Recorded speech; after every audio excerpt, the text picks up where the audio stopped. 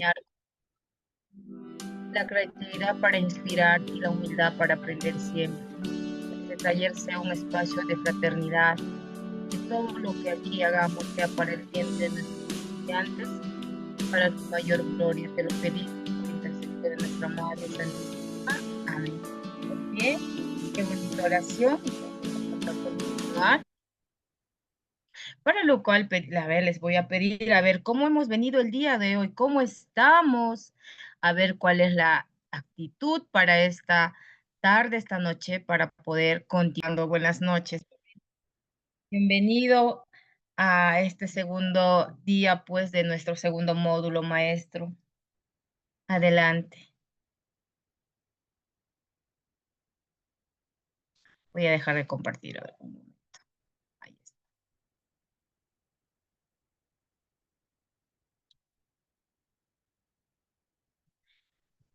¿Nos escucha, maestro Evander? Muy buenas noches, ¿cómo está?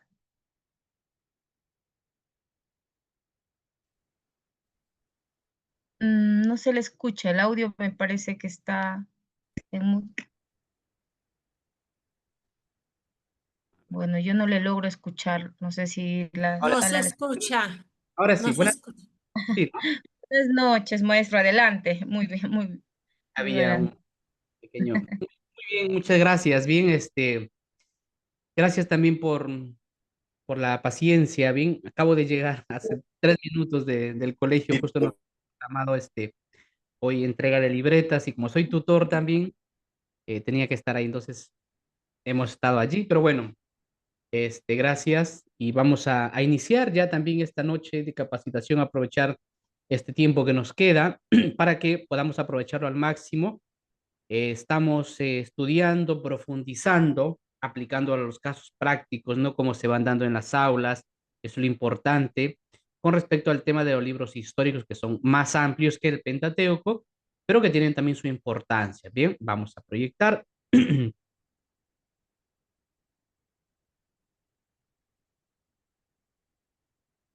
Muy bien. Nos habíamos quedado entonces el día de ayer.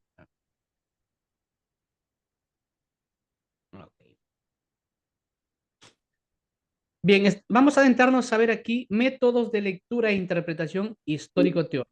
Bien, ¿cómo podemos acercarnos a o sea, de qué manera podemos acercarnos a los libros históricos a través de esta interpretación histórica? ¿Cuál es el método histórico crítico que ya lo hemos trabajado con ustedes?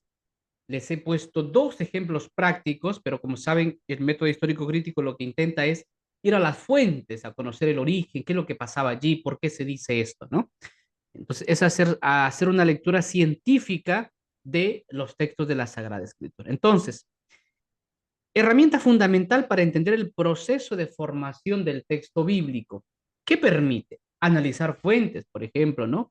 Los documentos yavistas o documentos eloístas o sacerdotal. De acuerdo a eso, tiene también su importancia en la interpretación del texto. Estudiar etapas de redacción, recopilación, edición, elaboración. O sea, porque es muy importante, entre otras cosas, tener claro que la Biblia no ha caído del cielo, maestros, y que la Biblia la han escrito seres humanos con limitaciones, con dificultades, a veces en pobreza, algunos con abundancia.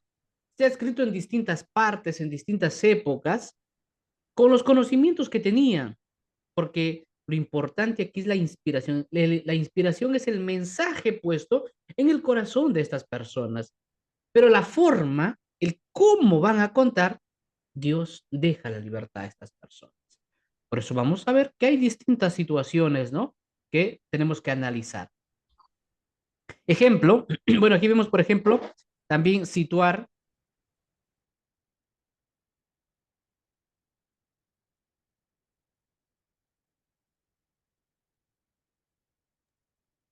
los textos en su contexto sociopolítico, guerras, exilios, en su contexto entender. Ah, pero las guerras, sí, pero todas las tribus se han hecho así, se hacían así, ¿no? Es como decir, pero ¿cómo es posible que la guerra? Sí, pero es que todos los pueblos se han hecho con guerras. Todas las culturas se han ido conquistando con guerras. Entonces, es meternos a ese contexto también para entenderlo, porque si no decir, oye, claro, los israelitas fueron a la tierra de Canaán. Dios les prometió la tierra de Canaán, pero esa tierra no estaba circulada con un letrero que diga para mis israelitas, para mi pueblo. No, esas tierras tenían dueño. En esas tierras había tribus ya viviendo, que tenían sus propios dioses. Pero Dios les promete esa tierra. Entonces, claro, no se podía ir las tribus de Israel a decir, oye, miren, a los de Canaán, ¿no? Que son las tierras. Miren, Dios nos ha dado estas tierras, así que tienen que salirse de aquí. No, tenían que meter cuchillo, tenían que meter espada. Había guerras, así se conquistó la tierra de Canaán, la tierra que Dios les prometió. Entonces, claro, nosotros queremos juzgar, pero entonces Dios le dio a su pueblo una tierra permitiendo que haya muertes. ¿No? Entonces hay que entender todas estas realidades en su contexto, no desde nuestra perspectiva y desde fuera, ¿no? Que sería caer en errores anacrónicos. Ejemplo, como dice aquí muy bien, guerras, exilios, porque era la forma, así se vivía, ¿no? Aunque fíjense, nosotros ya hemos estado acostumbrados a cierto, como a cierta paz, estabilidad, de tal manera que cuando sucede algo, a mí me parecía como algo ya lejos, ¿no? Que puede haber una guerra, pero ya ahora lo vemos, por ejemplo, con Colombia, en la frontera, que puede darse una guerra. Más allá de los problemas personales entre los gobernantes que puede haber, más allá de todo eso, es que es posible una guerra en el siglo XXI. Es posible que haya guerra con Colombia, con Ecuador. Bien. Entonces hay que entender esas guerras de su momento.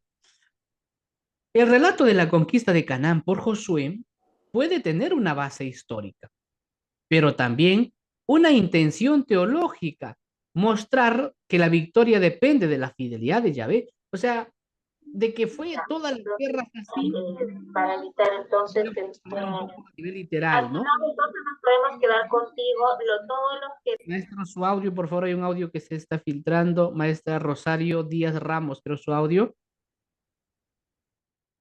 Ya está, muchas gracias. Bien, entonces, este, aquí. Puede tener una base histórica estas guerras, por supuesto, que se hayan dado, ¿bien? Pero todo eso ha sido contado también con una intención teológica. O sea, narrar batallas, guerras en las que conquistaban. Claro, la intención es mostrar que la victoria al final no depende de las fuerzas humanas, sino de la fidelidad a Yahvé. Si somos fieles, entonces vamos a ganar. Eso es lo importante, ¿no? De estas guerras y si murieron 30, si murieron 100, no es tan importante eso, bien, sino el mensaje que se quiera hacer. Bien, lectura, vamos a ver aquí, esta es o sea, métodos, cómo leer. Uno es el método histórico crítico, que es acercarnos al texto como si fuera a la Biblia, como si fuera cualquier otro texto, y lo hacemos a través de las fuentes, las etapas de redacción, viendo el contexto, ¿bien? Otra forma de acercarnos sería la lectura canónica. ¿En qué consiste? Lee el texto en su forma final, ya en lo que tenemos ahora, porque el texto pasó por distintas etapas, ¿no? Busca su sentido integral dentro de la Biblia. Muy bien, dentro de la Biblia, ¿qué significa que el pueblo de Dios haya recibido esa tierra en herencia? Importancia especial en la formación teológica y catequética. ¿Qué enseña este texto como parte del mensaje revelado? ¿Qué nos enseña? Bien, es una lectura canónica. Otro sería el enfoque narrativo. Se analizan elementos como personajes bíblicos, por ejemplo, ¿no? Figuras paradigmáticas como la de David, Samuel, Esther, ¿no? O sea, y esto sería bonito, ¿no? A ver si nos da tiempo también para hacer un estudio, ojo, de lo que es, ¿sí? De lo que es cada personaje. A ver, o sea, ¿quién es David? ¿Qué conlleva David? Samuel, Esther, bien. También tenemos aquí tramas, conflictos, hay caídas, hay redención, valores implícitos, fidelidad, obediencia, confianza. Esto que permite una lectura más cercana al lenguaje educativo y pastoral, porque es lo que hay en la vida, ¿no? El enfoque teológico y espiritual. ¿Qué revela este texto sobre Dios? ¿Bien? ¿Qué es lo que revela este texto sobre Dios? Es decir, los libros históricos.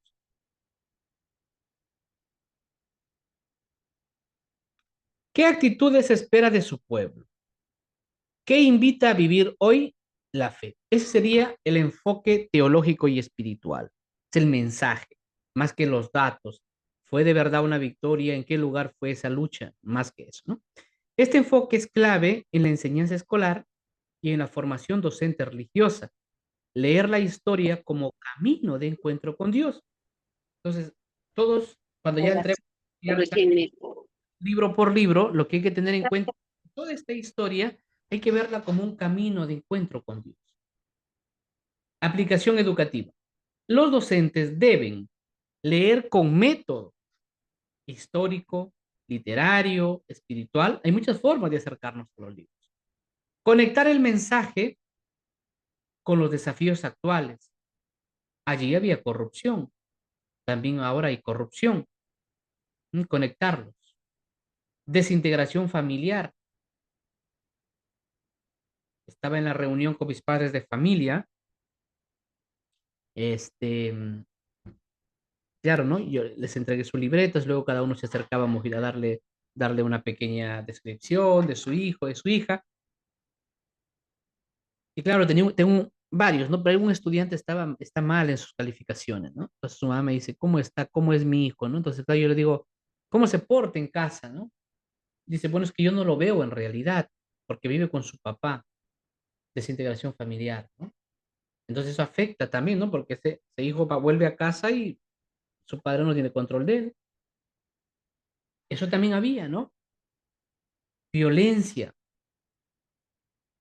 presentar los textos con memoria viva y fuente de sentido para el presente. Muy bien, y ahora vamos a adentrarnos ya a estudiar un poquito el ingreso a la tierra prometida. ¿Ya?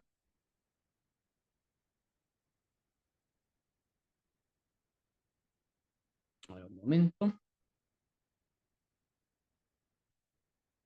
A ver si proyecto otra. Quiero proyectarles algo, un momentito.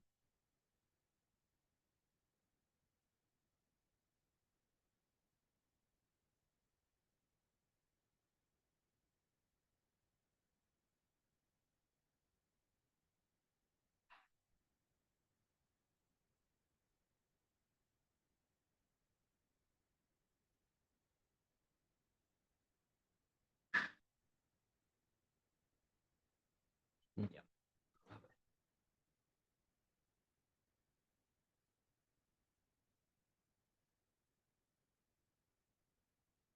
Bien, vamos a, antes bien, aquí dice, el objetivo es comprender el proceso de ingreso a la tierra prometida. Recuerden que nos habíamos quedado en el Pentateuco, no ingresan a la tierra prometida. eh, Moisés se queda desde lejos mirando la tierra prometida. Entonces, como un hecho fundacional de la identidad israelita, a través del estudio detallado del libro de Josué y reflexionar sobre la teología de la tierra como don de Dios, condicionada a la fidelidad de la alianza. Bueno, vamos a hacer aquí una pequeña, vamos a ahondar un poquito en lo que es la tierra prometida antes de seguir. La tierra prometida, maestros, es un concepto bíblico que se refiere a la tierra que Dios prometió a Abraham. ¿Por qué se llama tierra prometida? Porque es una tierra que Dios prometió a Abraham, que Abraham no la conoció,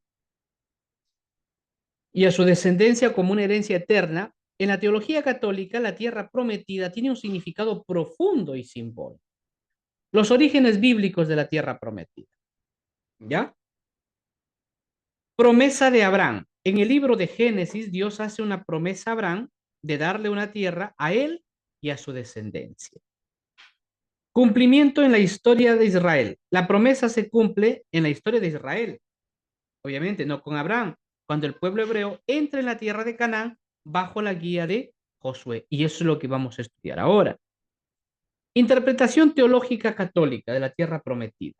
Simbolismo. La tierra prometida se ve como un símbolo de la salvación y la herencia eterna que Dios ofrece a su pueblo. Tenemos ahora otra tierra prometida, que es el cielo, que es Dios, ¿no?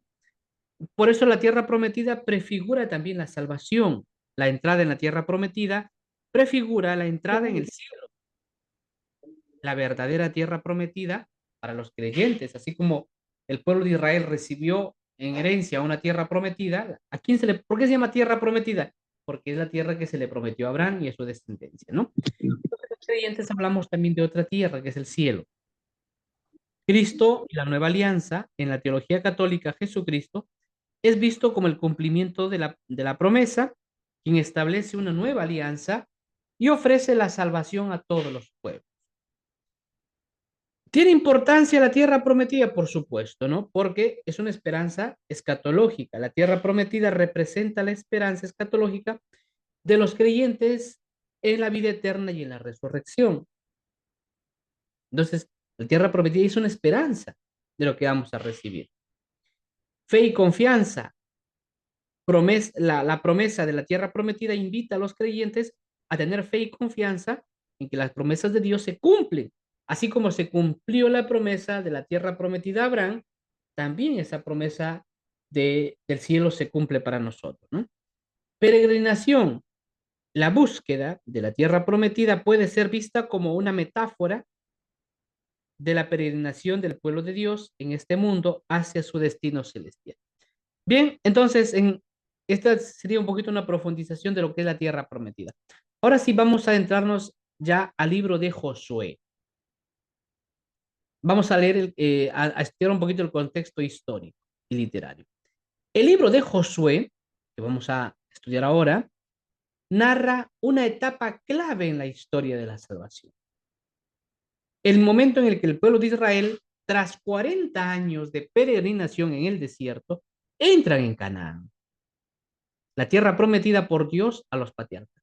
Fíjense, todos los números en la Sagrada Escritura tienen una simbología. ¿Bien? Los números en la Biblia no están, como se dice, por las puras, ¿no?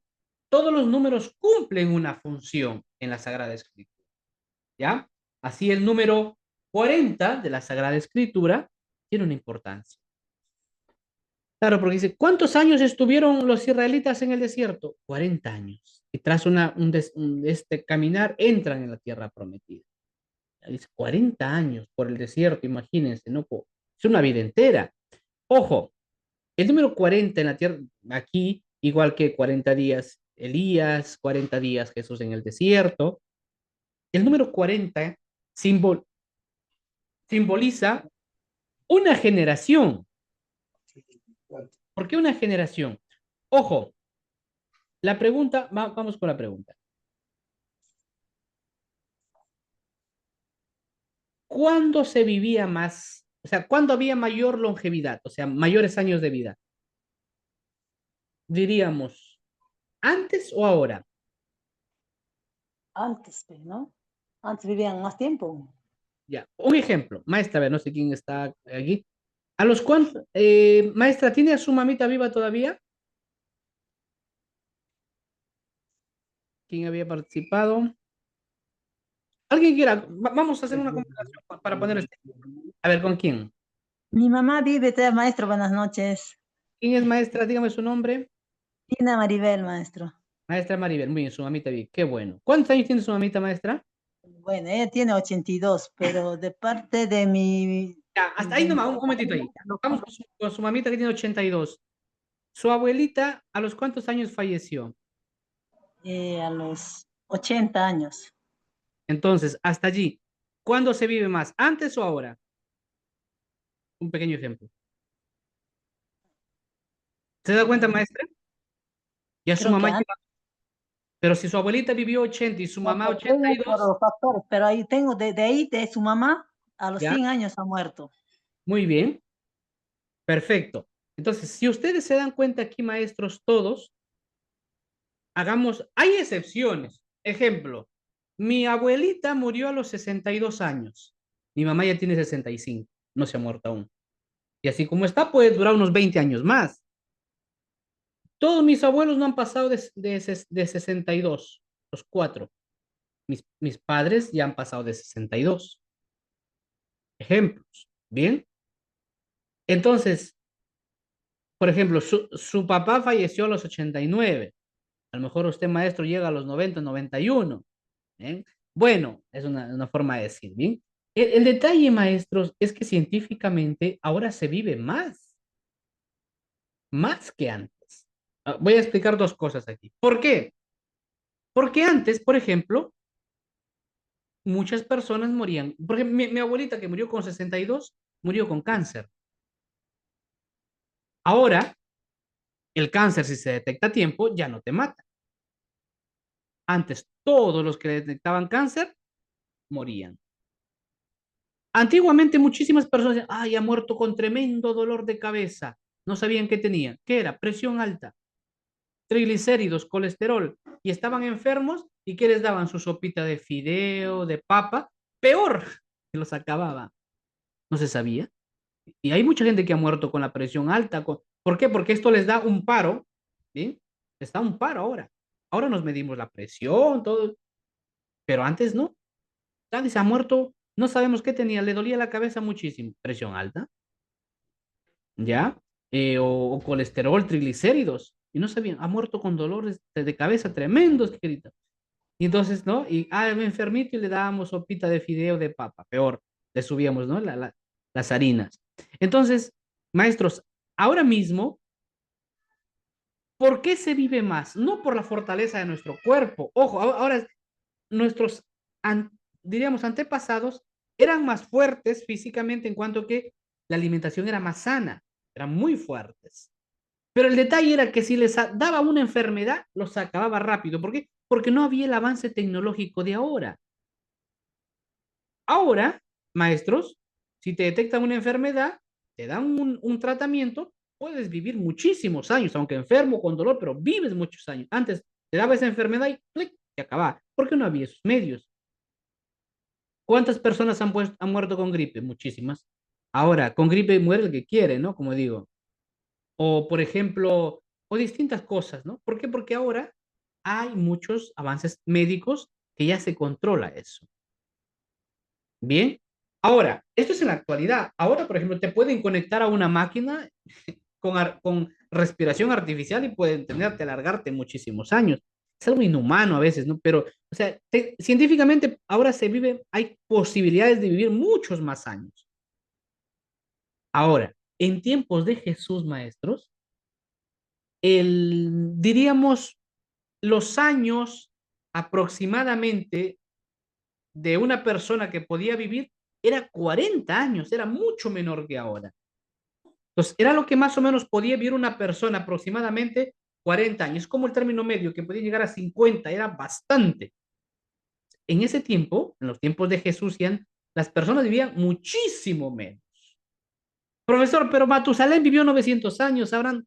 No, esos los números son metáforas. Ya hemos explicado eso, ¿no? Lo que querían explicar. Por eso, ojo, a Jesús le dicen, cuando él dice, no, está predicando que no tienes ni 40 años, le dicen a Jesús. ¿Ya? Vamos a buscar aquí un momento.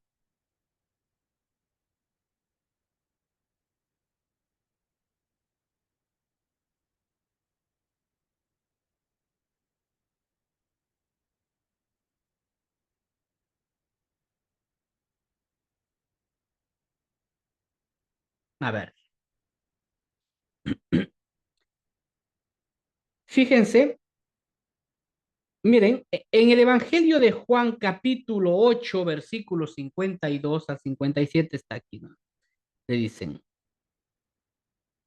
ujú, mira, 50 años, dice, aún no tienes 50 años y dices que has visto a Abraham. Eso le dicen a Jesús, no tienes 50 años, porque entre los 40 y 50 era aproximado, es como quien decirle, "Oye, todavía no eres, o sea, no has llegado a la etapa final de tu vida y dices que has visto a Abraham, si apenas se puede vivir 50 años, tú no tienes ni 50 y dices que has visto a Abraham, porque era lo que aproximadamente se vivía. Entonces, por eso, cuando aquí se dice que el pueblo estaba por el desierto 40 años, lo que quiere explicar es que Fue una generación entera. Hasta que se acabe esa generación, se purifique esa generación y nazca una nueva generación que no haya ofendido a Dios, va a entrar a la tierra prometida. Todos los que ofendieron a Dios no entraron a la tierra prometida. 40 años, es como decir una generación entera. Eso es lo que indica también el hecho de que el pueblo de Israel estuvo 40 años en el desierto. Es decir, hasta que toda esa generación muera y hay una nueva generación. En ese tiempo no se podía vivir la, diríamos, la vida, no se podía alargar tanto tiempo porque una infección te mataba. ¿Cuántas personas han muerto con infección? Muchísimas. Alguien se le infectaba una herida y moría hasta que apareció la penicilina y nadie muere por una infección, ¿no? A no ser que se complique obviamente por otros casos, pero se entiende, ¿no?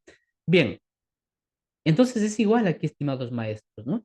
El momento en el que el pueblo de Israel, tras 40 años de peregrinación en el desierto, entra en Canaán, la tierra prometida por Dios a los patriarcas. Bien, van saliendo datos importantes.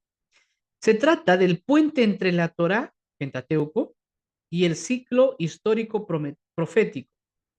En muchas tradiciones se considera el primer libro de los profetas anteriores, ¿no? Neví y los Rishonim. Ahora que me acuerdo de, por ejemplo, de los embarazos, ¿no? Si ustedes saben, se han dado cuenta, maestros, que ustedes antiguamente había muchísimas muertes de mujeres en los partos, muchísimas mamás, mujeres, han muerto muchísimas mujeres dando a luz, porque si el niño o estaba podálico o estaba atravesado, y con la partera ahí, y ya está, y morían. Había muchas madres que morían, ustedes, ¿verdad? Conocen eso. Ahora ya no, a no ser que obviamente no tengan acceso a la, o sea, no porque no se pueda, sino porque, o sea, no pueden acceder, ¿no? A estos servicios de salud, pero ahora hay una cesárea. Entonces, si está ahí, ya no muere, ¿no? Antiguamente había muchas muertes por caso en el tema de dar a luz, muchísimas mujeres, ¿no? Bien, la figura de Josué, discípulo de Moisés, representa el modelo de líder obediente y valiente, formado en la escucha de Dios. En Josué 1:9, del 1 al 9, Dios da el mandato a Josué, le promete su presencia y le exige meditar la ley día y noche. Este texto es clave para comprender la espiritualidad del liderazgo en la Biblia. Fíjese, es importante en el libro en los libros históricos, en este caso en el libro de Josué, interesante, ¿no? Y nos puede ayudar también mucho a nosotros, que el liderazgo está unido a la obediencia a la ley, los mandamientos. Entonces, un gobernante mantendrá ese liderazgo si es que es fiel a Dios. Géneros y estructuras del libro. Aunque tiene una apariencia histórica, ¿no? O sea, que se cuentan datos, hechos, ¿no? Se presenta como una narración cargada de dramatismo y simbolismo. No es simplemente una crónica militar de guerras, de lucha, sino una epopeya teológica, ¿no? Una epopeya contado algo de manera exagerada, algo grande, ¿no? Que subraya que la victoria no depende de la fuerza humana, sino de la obediencia a la palabra de Dios. Ya eso nos va quedando claro, ¿no? Más allá de todas las luchas, batallas, guerras que pueda haber, lo importante aquí es que al final la obediencia a Dios te da la victoria. Contexto bíblico. El relato describe a Israel marchando alrededor de la ciudad durante 7 días, con sacerdotes que tocan el cuerno de carnero y el arca de alianza al frente, ¿no? El número 7 en la simbología bíblica evoca plenitud y acción divina, ¿no? Es que, o sea, eso quiere decir que cuando soplaron, ¿no? Las trompetas se cayeron las murallas, ¿no? Bueno, pues lo que quiere explicar, como dice aquí, el número 7, pues de 7 días indica la acción divina, que al final, pues es la acción divina la que les ayuda, ¿no? A entrar y conquistar. El sentido teológico, la conquista no es un triunfo bélico humano, sino una obra del Señor que cumple su promesa a Israel. La caída de los muros responde a la fidelidad del pueblo al mandato divino. ¿Mm?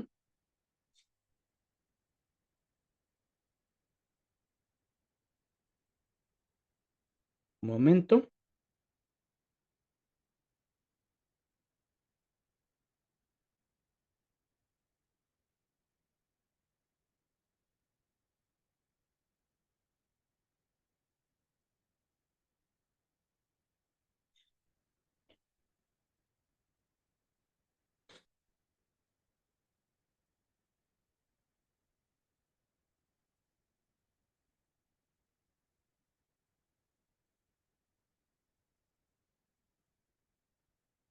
Bien, vamos a ver entonces ahora, este, el sentido, como dice aquí, el sentido teológico, la conquista, que nos quede claro, no es algo, no es que es un triunfo de guerra, sino de la acción de Dios. Aplicación pedagógica. En educación religiosa, este episodio puede trabajarse para reflexionar sobre la confianza en Dios ante los retos imposibles. ¿Cómo es era imposible poder entrar, entrar, ¿no? Y conquistar Jericó. Ya, entonces estos estudiantes pueden aprender mucho de esto, ¿no? Que cómo por más retos grandes que haya, es posible con Dios, ¿no? Y la importancia también de la perseverancia. Nosotros queremos las cosas ya, urgente, rápido, ¿no? La perseverancia es lo que nos va a lograr todo esto, ¿no? Bien, puede emplearse como narración motivadora, ayudando a los estudiantes a comprender que la fe activa y la obediencia a Dios pueden derribar muros de miedo, injusticia o pecado. Vamos a encontrar aquí también en el libro de Josué relatos litúrgicos, renovación de la alianza. Estos relatos, como el de Josué, de 8, 30, 35 y Josué 24, muestran a Israel reafirmando su compromiso con Dios tras la entrada en la tierra prometida, ¿no? La liturgia no es solo culto, sino memoria viva de la historia también de salvación. Contexto bíblico. Josué, por lo tanto, convoca al pueblo, se lee la ley, se erige un altar y se ofrecen sacrificios. Se trata de actos que sellan la relación del pacto entre Dios y su pueblo. Ya, porque siempre cuando se hacían sacrificios era símbolos de que había un pacto. Por ejemplo, em, después del diluvio, Dios hace también una alianza con Noé. Promete nunca más exterminar, ¿no? La tierra. Y hay un símbolo ahí, que es el arco iris, ¿no? No sé si ya lo expliqué, si no, pues igual no lo vuelvo a explicar. ¿Por qué el arco iris es símbolo de una alianza? Porque el arco iris no es que sale porque Dios lo manda, ¿no? El arco iris es un fenómeno eh, químico que se da ahí, ¿no? Mm.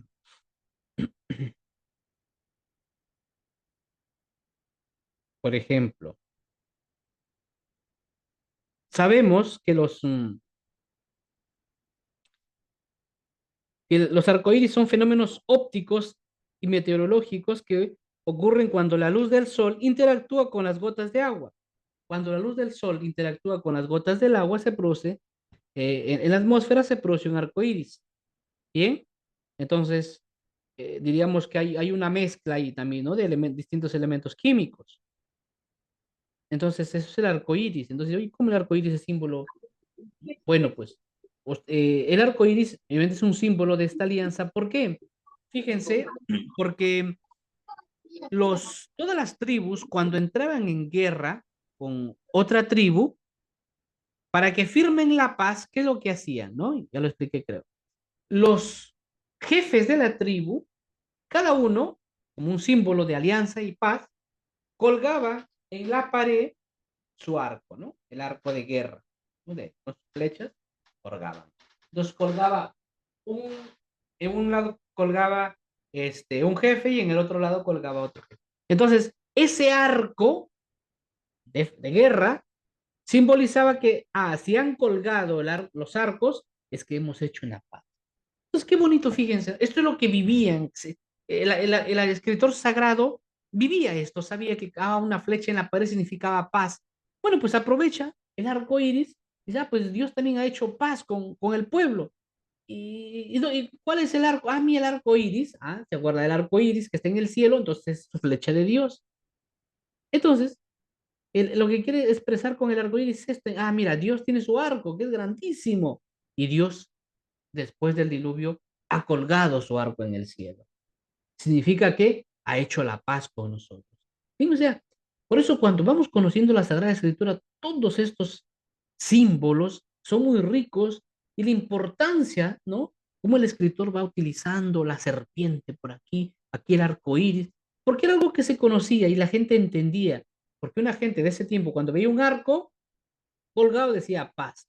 Ah, pues dije, entonces Dios también tiene que tener su arco y justo hay un arco iris, pues ya está el arco iris y es el arco de Dios. Dios ha colgado su arco en el cielo, significa que ha hecho la paz con nosotros. Bien, cosas así, por ejemplo, interesantes, ¿no? Que los autores sagrados van utilizando para que nosotros podamos entender. Bien, entonces, así se hace con Josué. Se lee la ley, se erige un altar y se ofrecen sacrificios.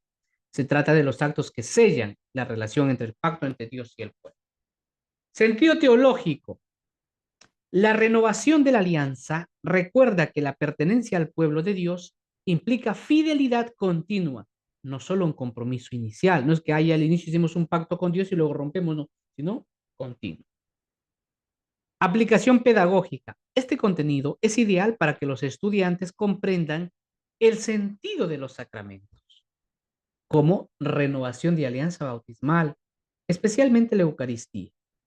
Puede trabajarse mediante simulaciones litúrgicas educativas, donde los estudiantes reproduzcan de forma simbólica momentos de compromiso comunitario con Dios. Si se dan cuenta, se habla de simulaciones litúrgicas, ¿sí?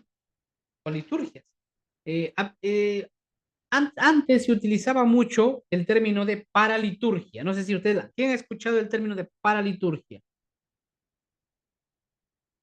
Supongo que han escuchado ustedes mucho, ¿no? A lo mejor algunos lo utilizan, la paraliturgia. Hay que hacer, dicen, una paraliturgia, ¿no? A veces me piden, profesor, voy a hacer por el, no sé, el inicio de año escolar. ¿Tiene alguna guía de una paraliturgia? ¿No? Se utiliza este. Es un término no adecuado, el término de paraliturgia, porque la liturgia es única. Una paraliturgia es como si fuera una liturgia paralela a la liturgia, y la liturgia es única, maestros.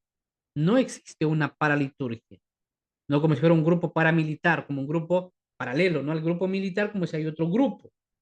Igual, como la paraliturgia como si fuera algo paralelo a la liturgia oficial. No, la liturgia es única.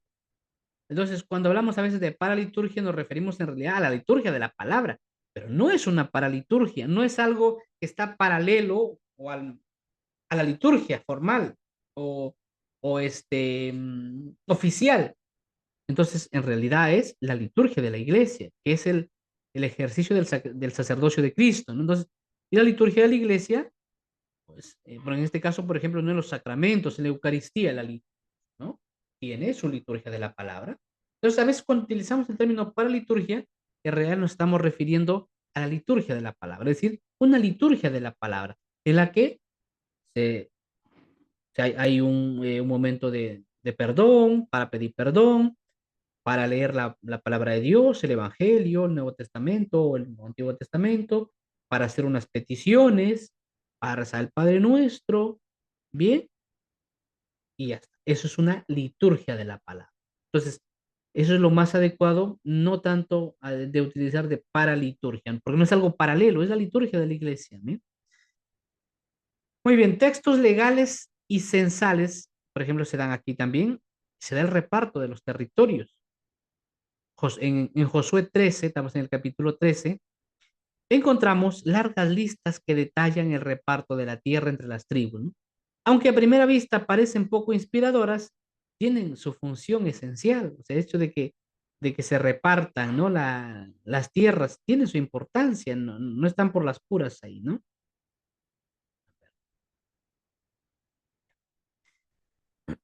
Bien, contexto bíblico. Estos pasajes establecen la distribución justa de la tierra prometida, con criterios basados en el número de familias y el orden tribal. Ojo, vamos a ver que desde Génesis va a empezar a hablarse de tribus, ¿no? La tribu, los hijos de Jacob dan lugar a las 12 tribus, ¿no? Hay es de la tribu de Jacob, perdón, la tribu de Benjamín, de la tribu de Manasés.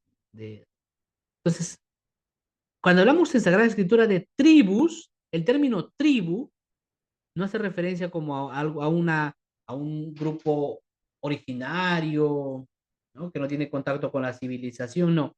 En la Sagrada Escritura el término tribu significa familia.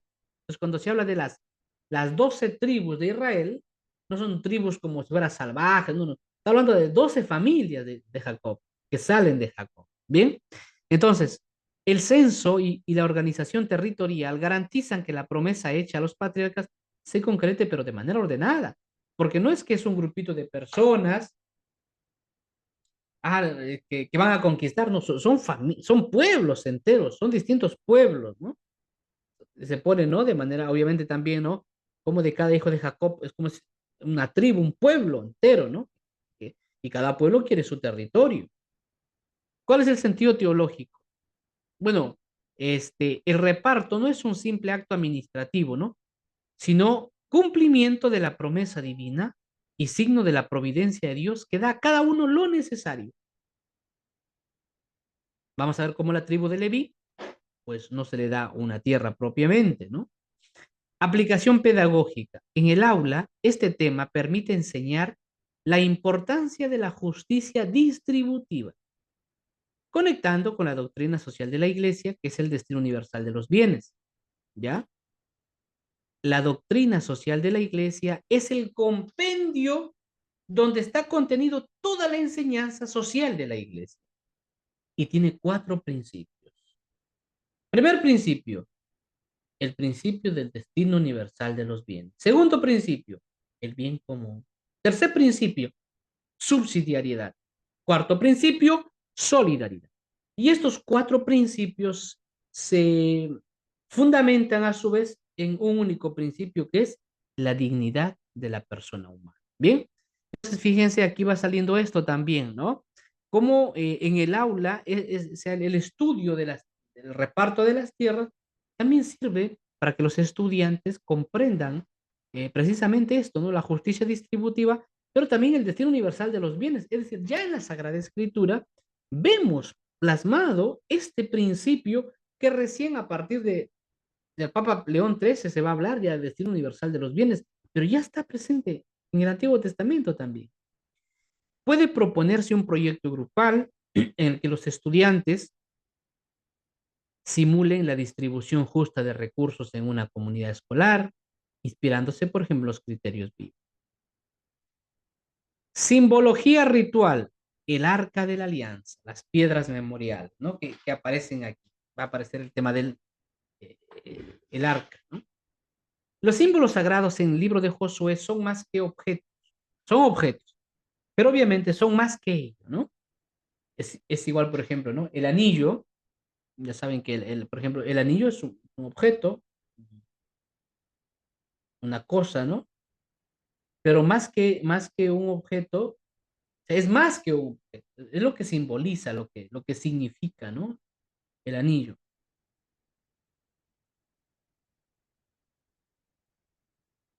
A veces se ponen en lío, ¿no? A ver, yo les pregunto aquí para que despierten un poquito. ¿En qué mano se debe llevar el anillo de matrimonio? ¿La izquierda o la derecha? ¿Qué dicen? A ver, despierten. A ver, ¿qué dicen?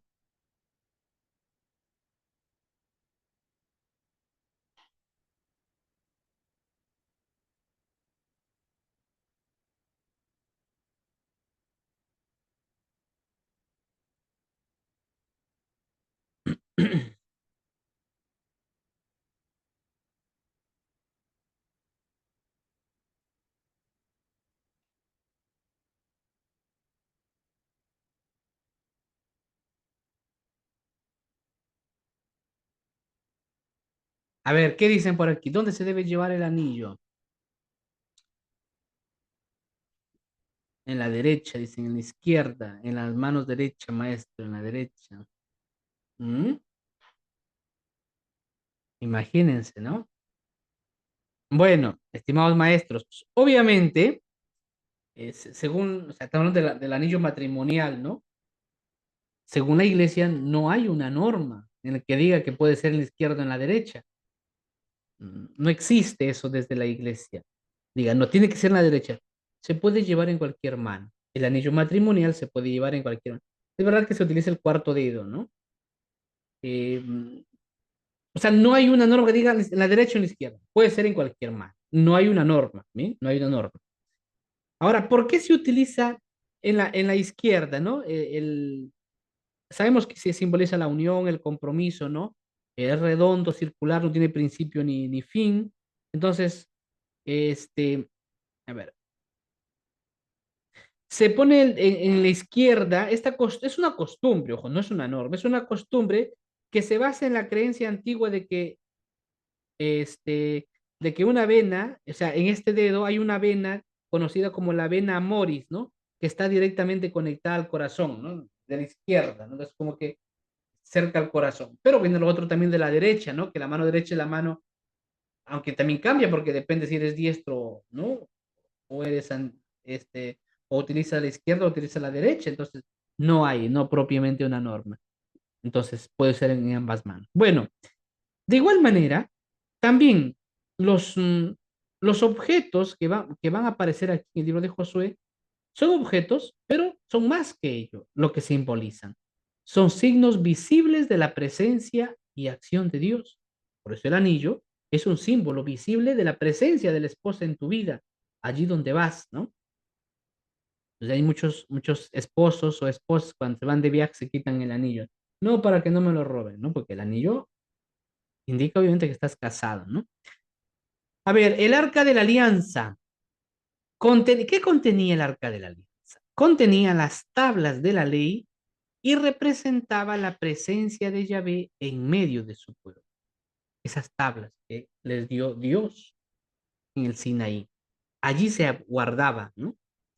En la travesía del Jordán, el arca va adelante, indicando que es Dios quien abre el camino. Entonces, fíjense, ¿no? O sea, hay las tablas de la ley. Entonces, en las tablas está Dios, no, pero era un símbolo, ¿no? Era un símbolo de llevar la presencia de Dios. También existen las piedras memoriales. Tras cruzar el Jordán, se erigen 12 piedras. ¿Por qué? Porque en este desierto hay en estos lugares hay muchísimas piedras, pues, ¿no? Se erigen 12 piedras como memorial para que las futuras generaciones recuerden la acción divina. ¿Por qué? Porque una piedra es símbolo de perennidad, ¿no? De que no se acaba, que ahí va a estar siempre. El sentido teológico. La fe bíblica es histórica y comunitaria. Es decir, tiene hechos reales y al mismo tiempo no es individual. Los símbolos no solo recuerdan el pasado, sino que transmiten la memoria viva de Dios que acompaña a su pueblo. Aplicación pedagógica. Estos elementos, maestros, permiten trabajar la importancia de los signos sacramentales en la vida cristiana. Se pueden realizar talleres creativos donde los estudiantes elaboren sus propios signos de memoria.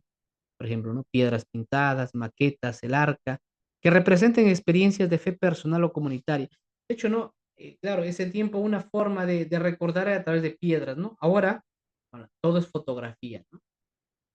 Y a través de las fotografías guardamos las memorias, ¿no? Porque a veces somos exagerados en la liturgia, tener mucho cuidado, ¿no?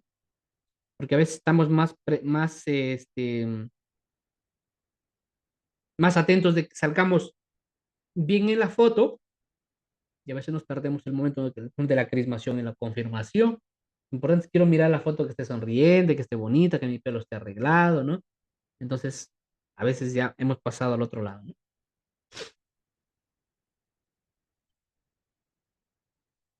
Vamos a ver la estructura general del libro de Josué. Tenemos el capítulo 1 al capítulo 5. Obviamente este curso no es para leer el libro, ¿no? Porque si no, pues no podríamos, sino con estas explicaciones para que nosotros vayamos luego y volvamos a leer el libro, ¿no? Es importante, a ver, es importante, no es lo más importante, pero sí es importante que como un maestro de educación religiosa leamos la Sagrada Escritura y toda, ¿m? Si vas a misa todos los días, en 4 años has leído toda la Biblia, es verdad también, ¿no? Porque pasa el ciclo par e impar, ¿no? Si vas a misa todos los domingos, en 4 años has leído toda la Biblia. O sea, prácticamente todo, todo, ¿no? Hay partes que no se escogen, ¿no? Pero es importante también que nosotros tengamos ese contacto con la Sagrada Escritura, ¿no?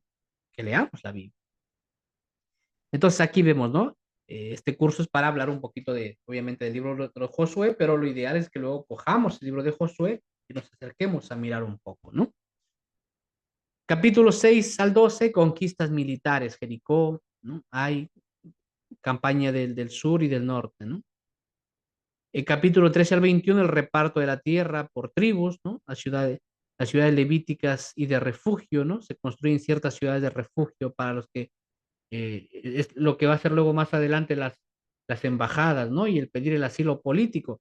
Pues ya existía en Jerusalén que ciertos personas que tenían problemas con la ley podían refugiarse en estas ciudades de refugio y ni no los podían tocar ahí. Ya existía eso. O sea, eso de que ¿no? El asilo político, eso ya existía antes, ya, en la Sagrada Escritura. Capítulo 22 al 24, tenemos la despedida de Josué y la renovación del pacto en Siquén. Figura de Josué, características teológicas. Bueno, Josué no solo es líder militar, sino también un hombre de oración y escucha. Diálogo con él, es un príncipe del ejército también, o sea, es un general. Guía que continúa el legado de Moisés, cumpliendo con fidelidad la ley, conductor de la liturgia. O sea, por eso es como que acaparaba, era profeta, sacerdote, rey, ¿no? Y organiza la renovación del pacto en nombre de todo el pueblo, ¿no? Porque, o sea, era muy importante, o sea, en este caso la figura de Josué, sus audios, por favor, ya, entonces, porque era el que como que ostentaba toda la autoridad, ¿no? En la lectura cristiana, Josué, como saben, es figura de Cristo. De hecho, ambos llevan el nombre de Joshua, oye, Oshua, Jesús, que significa Dios salva. O sea, en realidad, Josué y Jesús es lo mismo, se escribe de la misma manera. Ye Oshua, así se escribe en hebreo. Lo mismo, igualito, ¿ya? Que yo me acuerdo, ¿no? Cuando yo era estudiante, y yo le hice una pregunta a mi profesora, me acuerdo hasta ahora, que no me respondió, ¿no? A mi profesora de religión. Yo le dije, claro, profesora, pero ¿por qué los judíos no aceptaban a Jesús si todos sabían que se llamaba Jesús? Pues, ¿cómo no lo van a aceptar? ¿Cómo no se van a dar cuenta que Él es Jesús? No me supo dar mejor respuesta, ¿no? Pero es que, o sea, no pensemos que Jesús es, o sea, que el Mesías, ¿no?, enviado se llama Jesús, obviamente, ¿no? Que significa Dios salva. Pero el Mesías, ¿no? Que iba a ser enviado, pues sabemos se llama Jesús. El detalle es que Jesús, claro, porque yo decía, profesora, pero ¿cómo no lo van a reconocer si ahí está Jesús, se llama Jesús? ¿Ha visto a Jesús? El detalle es que el nombre Jesús es un nombre muy común en esta tierra. O sea, no solo Jesús se llamaba Jesús, sino que había muchísimos que se llamaban Jesús. Así como no solamente había una María, María la madre de Santiago, la madre de Cleofás, había muchísimas Marías, eran nombres muy comunes, ¿no? Ahora ya pues están los nombres de los jugadores y todo eso, pero por ejemplo el nombre Pedro, es muy común Pedro, el nombre de Juan, Santiago, son nombres comunes. Entonces igual, el nombre de Jesús no era único del Mesías, sino que había muchísimos que tenían el nombre de Jesús. Bien, ambos guían a su pueblo hacia la verdadera tierra prometida, que es la salvación. Ambos, tanto Josué y Jesús. Hay un paralelismo, ¿bien? Muy bien, maestros, pues no voy a entrar a la conquista y el reparto, ¿ya? Vamos a ir con calma, tenemos tiempo para ir profundizando, pero es importante, estimados maestros, que nosotros, yo les animo a eso, a que ustedes, a lo mejor mañana, en un tiempito, por lo menos cojan su Biblia y ojeen el libro de Josué. Si estamos estudiando el libro de Josué, con todas estas indicaciones, explicaciones, la figura, acerquémonos nuevamente al libro de Josué y ya verán que ayuda mucho, porque ya lo estudiamos con base más científica, con más conocimiento y entendemos mejor. O sea, de hecho, esa es la razón de que también en la ODEC pues les coloquen, ¿no?, una capacitación de los libros históricos. ¿Precisamente para qué? Para que nosotros podamos leer el texto con mayor conocimiento, con mayor profundidad y podamos servir mejor. Bien, bueno, maestros, hasta allí creo que vamos a llegar el día de hoy. No sé si hay alguna pregunta, aportación. Quienes están despiertos, por favor, pongan sí, por lo menos en el chat, y los que están dormidos pongan no.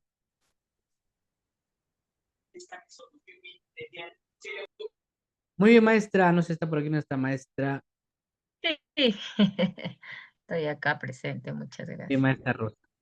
Bueno, pues Bien, muchas así. gracias, maestro Vander, muchísimas gracias, qué bonita ponencia, aquí vamos nutriéndonos cada vez más y de hecho que nos va a ayudar bastante. Muchísimas gracias, entendemos que ya es un momento también de un poquito dar pausa del día, entonces nos estaremos encontrando a la próxima semana para continuar con nuestro segundo módulo, ¿no? Muchísimas gracias y bueno, pues le esperamos a la próxima semana. Bien, estimados maestros, muchísimas gracias. Les